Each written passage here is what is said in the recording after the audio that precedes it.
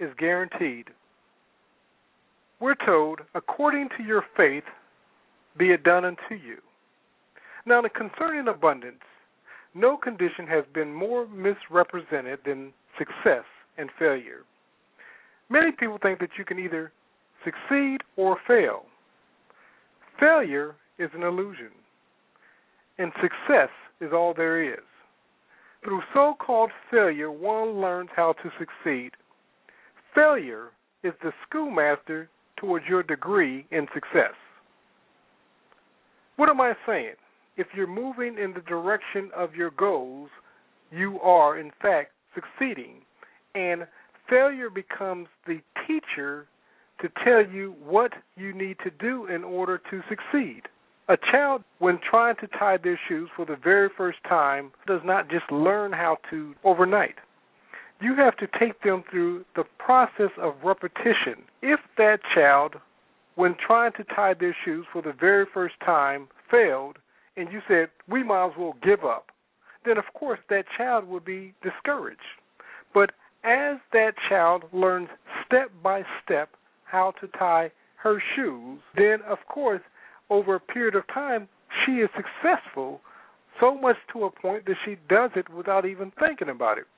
Success and failure are two sides of the same coin. Through failure, you gain new insights for success. Through failure, you learn how to succeed. Without failure, there would be no success. It is acceptance of failure and success as both gifts and fuels to your growth that will propel you to greater heights. In the end, you will then see that failure was not really failure. At the point when you recognize the benefits you gain from failure, you will see that failure was really a blessing in disguise. Most people have been programmed to fear failure. Failure, however, is an illusion. Begin to see it as an illusion. If approached with an attitude of learning, through failure you will discover the tools for success. Failure is only truly failure when you accept it as the end. However, if you accept it as a blessed part of the process, then you can never really fail. Failure is an illusion. Stop fearing failure and love it for the gifts it brings you. We're told that God takes pleasure in the prosperity of His children. As children of God, we must discontinue to judge our situations according to appearance. We must become as God and begin calling those things that are not as though they were. Now, what do I mean? Right now, you may be unemployed. You may be in a relationship that may not be as harmonious as you would desire for it to be. You may be facing tough times. Whatever your situation, begin to call that situation what you desire for it to be. Now, some of you would say, well, that's fantasized thinking. No, that's thinking as God thinks. God looks at you in your infant state, and He sees a great teacher. He sees a great musician. He sees a dynamic personality. He sees a great parent.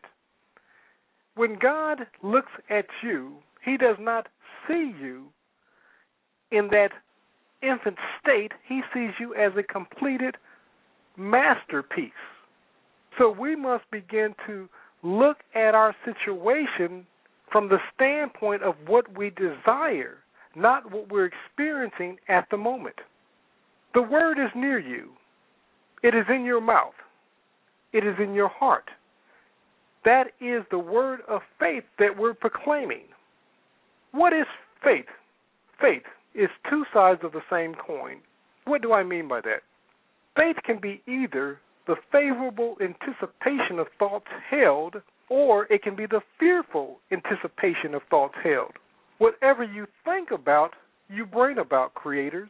So you can look at faith from a place of favor, or you can look at faith from a place of fear, but the choice is yours. Our lives should be Christ-like fragrances rising up to God. However, this fragrance is perceived differently by those who have an abundant mindset and those who have a lack mindset. To one, it is the stench of death. To the other, an aroma of life. When you're living out the abundant life and mindset, to some that come in contact with you, they're going to be blessed by your life. Others are going to curse you because they're going to say that, who are you to think that you should be abundant? Your goal is to represent the Creator within you. God is seeking vessels of manifestation. So your goal should be to represent God in an abundant lifestyle. And everything that you do should represent the abundance of God. Now, what I'm not saying is that you should go out and overspend and find yourself in debt. But what I am saying is that whatever you do, it should be reflective of God's best. If you have a borrowed sofa, then that sofa should be clean and representative of God's best. Whatever you do, be the best. And whatever you have, take care of it to the best of your ability.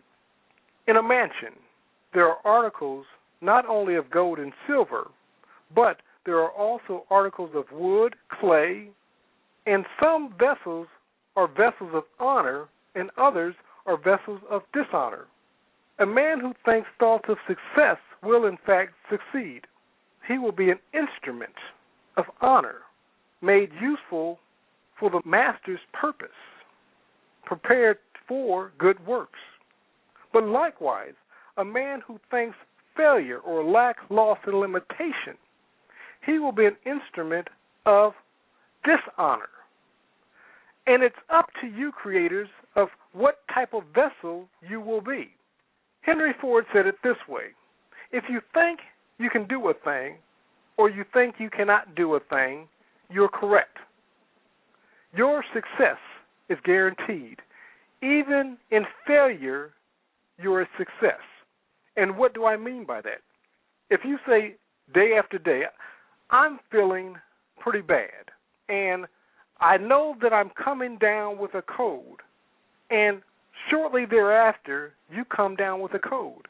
Even in that failure mindset, you created successfully the thing that you set about to create. And in this case, it was illness. Sometimes you set out to create lack, loss, and limitation. And, of course, when it manifests in your life, you say, see, I told you that nothing good ever happens to me. And I say, be it unto you, creators, according to your faith. We know that God works all things for the good of those who love God and are called according to His purpose. What is God's purpose for you? His purpose is that we should walk in love even as Christ loved us and gave Himself as an example for us. We should also be those examples in the world. We're told that we should love the Lord our God with all of our hearts, our souls, and our minds, and we're to love our neighbors as ourselves. When we're walking in love, then we're fulfilling the purpose of God in the earth. Now you say, but what does that have to do with my career? In your career, you should be representing the best of God in whatever it is that you're doing. You should be the best employee under your employer's care. Whatever we do, we should do it to the best of our ability. You are God's masterpiece, created in Christ to do good works, which God had prepared in advance. Do you realize that you are God's masterpiece? The sooner you understand this fact and you begin to live it out, the abundance that you seek will in fact be manifested. But you must understand that you can do all things through the Spirit that indwells you. And you've been created to succeed. Failure is an impossibility. But you have to be careful of your words, Creator, for out of the abundance of the heart, the mouth speaks. The good person out of the good of their hearts brings forth good that's in them. And the evil person brings evil things out of the evil stored up in them. So my question to you creators out there, what is it that you're manifesting in your life? And only thing that you have to do is look at your life at the present moment and see what it is that is being manifested in your life, and you can know what's the overflow of your heart. You say, well, DeCarlo, how do I change that? You change that by supplying it with new information. If something does not minister to your best, then you need to stop entertaining that thing and begin to entertain the thing that ministers to the best within you. They have that saying, garbage in, garbage out. I say this, good in, good out. Begin to speak the things that you desire. Let those thoughts replace the things that you do not desire. As I stated earlier, be it unto you according to your faith or your predominant thoughts. Jesus said it this way, go, and it will be done to you just as you believe. Take heart. Your faith has healed you. A blind man came to him and asked him, would he heal him? And Jesus asked the blind man, do you believe that I am able to do this? And the blind man said, yes, Lord. My question to you creators out there, do you believe that prosperity is possible? Do you believe that good health is possible? Do you believe that you can transcend your present situation and find yourself living the more abundant life? And I say to you creators out there, be it unto you according to your faith. You only succeed and never fail. But even in your failure, your success. If failure thoughts is the mindset that you continuously meditate upon, understand that you've been predestined for success.